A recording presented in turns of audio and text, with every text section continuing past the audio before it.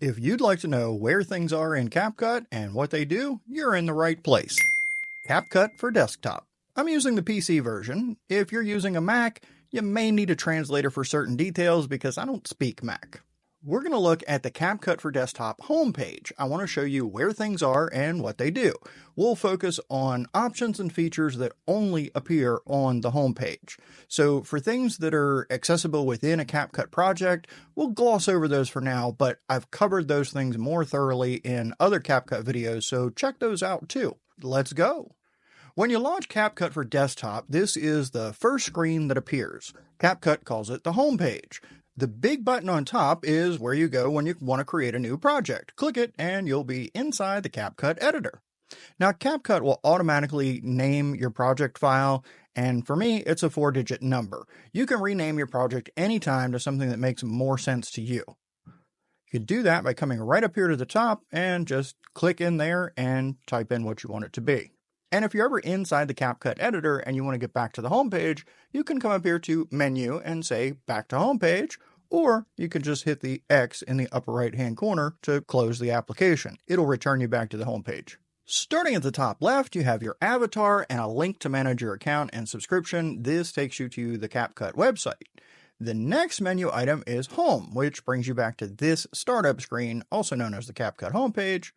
Below that, you'll find Templates. You can also access templates from within the CapCut editor after you click the big Create New Project button. Templates allow you to start with a pre-assembled video that might include things like video, background, images, and often background music. Once you choose a template, you can change the text and swap out some of the photos used in the template with your own. I'm not going to demonstrate the templates right now, but I do explore them in the video where I go over the CapCut media panel, so check that one out. Next, you have your share history, which keeps track of the videos you've shared with others and the videos that others have shared with you inside CapCut. As you can see, I didn't learn about sharing in kindergarten like everyone else did. The next menu item is for your space, or multiple spaces if you've created additional spaces, or if others have shared access to their space with you. This is really important if you want to upload video clips, images, logos, or audio to be easily accessible so you can use and reuse them in multiple videos going forward. It's important because as of this recording, you cannot add things to your space or brand kit from within the CapCut editor. You have to either come back here to the homepage and go to Spaces to do that, or you have to go to the CapCut website. Now it assigned me this random name for my space. I guess it gets to Bob because that's my name, and then adds this other weird stuff that doesn't mean anything. And if you see these other spaces in here, it's because I have gone to the CapCut website, and each time I tried to change the name of this space, it just created a new blank space with that name and wouldn't change the name of my original space. Below your spaces is a create or join option, and in here you can either create a new space and then if you want, share it with others to join you in there, or if someone else has invited you to join their CapCut space, you can click this join button, put in the information, and then you'll have access to that space that's been shared with you. And if you have someone else join your space, or if you join someone else's space, then you and that person will both have access to see, use, and edit whatever's in your space. The rest of this left side menu changes frequently. It's where CapCut promotes features, asks you to invite your friends to use CapCut, and so on. So we'll go back to Home. So that's everything in the left menu. Now on the right side, the main panel here, you've got your big Create Project button at the top, like we said. Down at the bottom here, you have all your project files that are sorted in reverse chronological order. So the most recent is going to be top left, and scroll down takes you further back in history. You can switch from this grid view to a list view if you like by just clicking this button up here and checking the list option. And you can also search your projects with this little magnifying glass here, typing in the name, and that's why it makes sense to change the name from what CapCut gives it, this 4-digit number, to something that actually makes sense, which, as you can see, I'm not very good about here lately. And if you want to see projects that you've deleted or moved to trash, just click this trash can button up here, and it'll show you everything that you've gotten rid of in the last 30 days. After that, then they're gone forever. Now, between the big Create Project button and the grid or list of your projects, there are 3 CapCut feature buttons. The first is Video Translator. This feature lets you take a video that already has a voiceover in one language and dub it into another language using your voice, and it magically adjusts the video part to lip sync it to the new language. It's kind of wild to see and hear. The languages available are English, Chinese, and Japanese. I demoed this feature in the video where I go through the CapCut Properties panel if you want to see it in action. The next feature is Script to Video, and here's how that works. Click the Script to Video button, and now you have some options. If you already have a script you want to use, click the Write Your Own Script button, then paste your script into the box. It'll accept up to 20,000 characters. I'm going to drop in this short script I have about interesting facts about dogs. It's 1,200 characters. The next thing you need to do is choose a voice for your voiceover. So drop down this little button here. There are both pro and non-pro voices in here, and there's quite a variety. Now, frankly, I don't think these are as good as the voices that I get out of 11 Labs, but they're pretty decent. Interesting facts about dogs. Interesting facts about dogs. Interesting facts about dogs. Interesting facts about dogs. Interesting facts about dogs. Interesting facts about dogs. All right, I think we'll go with wacky. Next, we click the Generate Video button, and that's going to give us 2 choices to pick from. If we click Smart Generation, CapCut's going to try and find images and video clips that are relevant to go along with our voiceover, and go ahead and drop those into the project for us. If we choose Local Media, it's not going to fool with any of the visuals. It's not going to give us any images or videos. It'll just do the voiceover, the background music, and captions on a blank screen, so you'll have to add the images or video clips you want to use manually. I'm going to click Smart Generation. CapCut will do its thing with the robots to create the video, and then it will drop you into the video editor where you can preview and make whatever changes you want. This tells us that linkage is turned off for projects using script to video, which is just fine by me. You can always turn that back on. We don't need it anyway. And linkage just keeps some things like text aligned with the video on the main track as you're moving them along, but it doesn't connect other tracks that might be in the middle, so I prefer not to use it anyway. I'm perfectly happy with it being off. Let's just listen to the first little bit of this. Interesting facts about dogs. Number 1. Dogs' noses are unique. Much like human fingerprints, each dog's nose print is unique and can actually be used to identify them. Number 2. Dogs are capable of reading human emotions. I'm not a huge fan of the voice really at all. It just doesn't sound natural enough. And I hear some weird clicks in there that, I don't know, maybe they would go away on render when you export. Not certain one way or the other. But I will say it's found some relevant clips so far, and it breaks them up. You can see here on the timeline, it is chopping those things up quite a bit, and the captions are already there for us. I mean, of course, we can edit any of that however we want. The background music was, I don't know, it was there. Maybe not what I would have picked, but then again, it kind of did all this for me. And even if there's a lot of stuff I'm not really happy about, anything that I decide to keep is like work I didn't have to do to find. You can edit this video now just like you would any other video. If you want to change the style of text in the captions, you can do that right up here. You can also switch over to the actual captions and change or add or delete whatever you need in the actual words. You can edit the images and video however you like. You can get rid of any of these you don't like and add in new ones that you do. If you're not happy about the voiceover, make sure you've got the voiceover, one of the clips or all the clips selected. We'll go ahead and do a couple of them at a time. You can come up to the voice changer and pick a voice character or a voice filter if you wanted. Probably a character would make more sense, and apply a different voice to Interesting facts about dogs. Now with this all clipped up, it does pause as you're playing through while it processes each one, but then you can go back and play it through again. Remember, we just did these first 2. Play it through again and you won't have that weird pausing in there. Interesting facts about dogs. No. If you don't like the music, you can delete it, you can mute it, you can change the volume and do whatever you want to do with it. All right, let's go back to our page. If you don't want to use your own script, CapCut will write it for you. So you, on this page, instead of clicking this Write Your Own Script button, you can pick down here an AI writer from one of these genres. And the information it wants does vary a little bit. Like we're doing movies and TV, it just wants the name of it, the highlights, and then the duration. You tell it how long you want the video to be.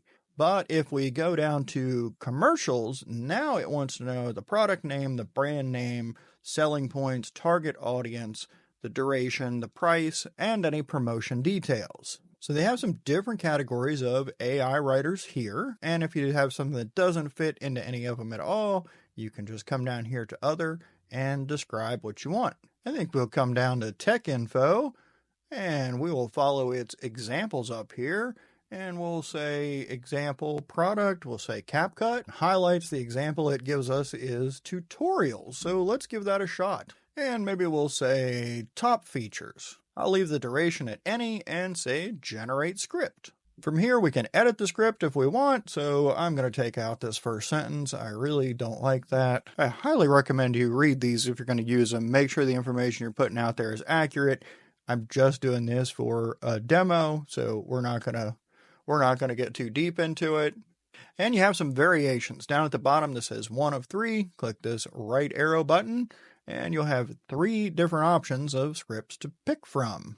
I'm going to stick with number 1. Next thing you do is pick your voiceover. Just like we did in the script to video, you can click the little earphones to hear a sample. Today. Today. Today. Today.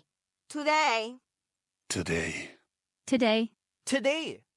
All right, we're going to go with the excited male, and we'll click generate video, and we have the same 2 options as when we did script to video. If you want CapCut to find images and videos to put in this video, click on the smart generation. If you're going to do it yourself, click local media. I'm going to let CapCut do the work and do smart generation. All right, so it's come up with something. It tells us about the linkage being turned off. We don't care. I don't know what in the world a haircut has to do with CapCut, but let's find out. Today, we're going to talk about CapCut, and I'll be sharing some tutorials and top features of this fantastic video editing app. So, let's dive right in. First up, let's discuss how to add music to your videos using CapCut. To do this, simply tap the plus sign at the bottom of the screen, select music from the options provided, and choose your favorite track. You can adjust the volume and length of the song to fit your preferences. Now, if you want to trim or crop certain parts of your video, it's super easy with CapCut. Just drag the ends of your video or use the scissor icon at the top of the screen to make your edits. You can even split a clip into... Okay, I'm not in love with the voiceover here, but what really gets me is the video and images that it's picked, and I'm not surprised. I just don't think AI is at the point yet where it can do a tutorial video. Hopefully my videos are better than what it just came up with. I think it's really interesting that it seems to be showing the workplace of other video editors in what's supposed to be a CapCut thing. And it was very literal, it seems like, in picking some of these. So when it was saying CapCut in the beginning, it's showing us a haircut. And then when it said dive in, okay, we're in the water. I could go along with a little bit of that, but this is too much, just too much. This one kind of hurt my eyes. And then I don't know what that has to do with anything. And of course, if I'm watching a tutorial video on software, I hope you're showing me the software itself. But if you tell it to do something else, like the fun facts about dogs or cats or whatever, different things, it does a much better job and comes up with a lot of relevant clips and images. They're not all great. You're still going to want to swap some out. You're still going to want to consider the background music, see if the voiceover's right, and definitely swap out some clips. This is probably the worst I've ever seen CapCut do at coming up with a video from the AI script, which the script looked decent.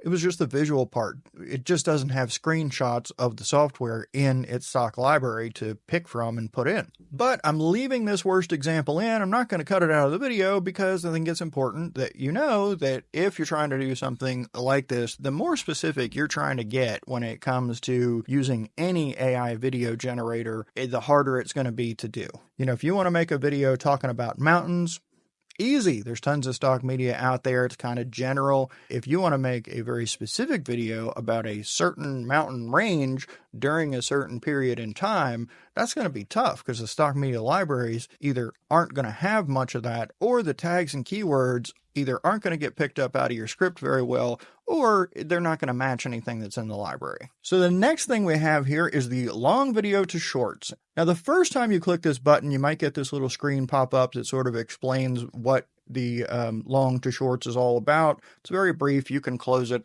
And then you just drag your video file in here or click the plus button to select it from your file explorer. I'm going to drag in this 11 Labs full tutorial I did. These aren't the best thing for converting to shorts because usually I've got the wide aspect ratio, the 16:9 video, and I've used all that real estate to show the screen and what we're doing, and trying to condense that up to 9:16 when it wasn't planned that way generally doesn't work so well, but I think it'll work well enough that you'll see what it does. So the first thing you want to look at is what part of the video is being used. So if you know the beginning section here, maybe this is a live stream, and you definitely don't want it pulling clips from the first 5 minutes while you had a stream is starting soon thing going on. Or maybe you did an interview during the video and the interview is the only thing you want to pull clips from. You can change the start point and the end point of where CapCut looks for clips to pull out. I'm going to leave that where it is. The duration for shorts, you can decide whether you want to leave that on auto. That gives it a little more flexibility in picking things. You can say less than 60 seconds, 60s to 90, or 90 seconds to 3 minutes. These are what its target is going to be for the shorts that it creates. So I'm going to say less than 60 seconds because, shorts should be less than 60 seconds, right?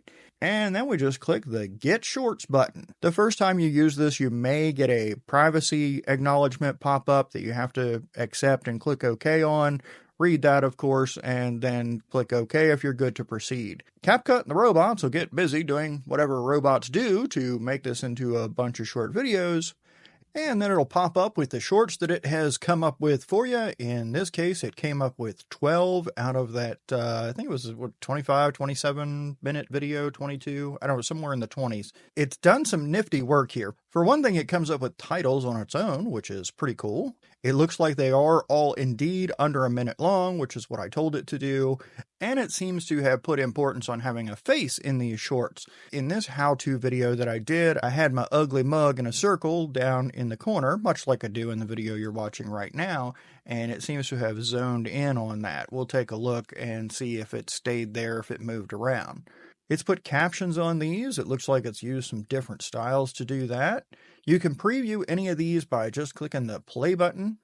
With the voice drop down here in the lower left, you can choose what voice you want to use. Now, the first time you use this, what you're going to have listed are the pre-made voices. Things from looking through here, it even changed up the colors in the captions in the same video. That's pretty neat. Now, if you're happy, you preview and you go, that's perfect, that's what I want, you can just click export and it will download that short for you. If you want to make changes to it, you're like, yep, I like this one, but I want to tweak something, you can click edit. And it brings you to this page where you have all those shorts there on the left. And over here on the right, it has caption style. So the only thing that you can change here is the caption style. If you want to get deeper into the editing, you have to click the edit button and go into the full editor. If we change our caption style, so we change it to that, if that's all we wanted to do and we're good, we can hit export and it'll download for us. If we want to take this into the full editor, we just click this edit button and it'll open up in here for us. And so you have the captions track up here, and then you have the video track. Now, if you started with a 16:9, a wide landscape video, and you're making shorts out of it here that are now vertical 9:16, and there are spots where you're not really happy with which part of the screen it chose to show, CapCut's using its auto reframe feature to figure out where to cut that vertical section from.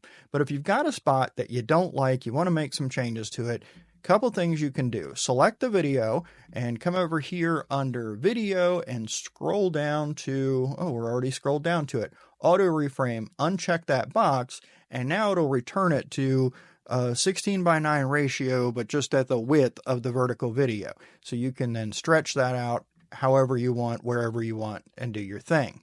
The problem is if you only wanted that for a section or two in the video, you've now made that change across the whole video. So probably makes more sense to go ahead and undo. I'm going to do Control Z to undo and get back to where we started, and then just section out the parts of your video clip that you wanted to reframe. So get your playhead wherever it needs to be, where the section starts that you want to change. Make sure you've got the video clip selected, and then you can come up here and click the split icon or use your keyboard shortcuts. I think it's B by default in CapCut.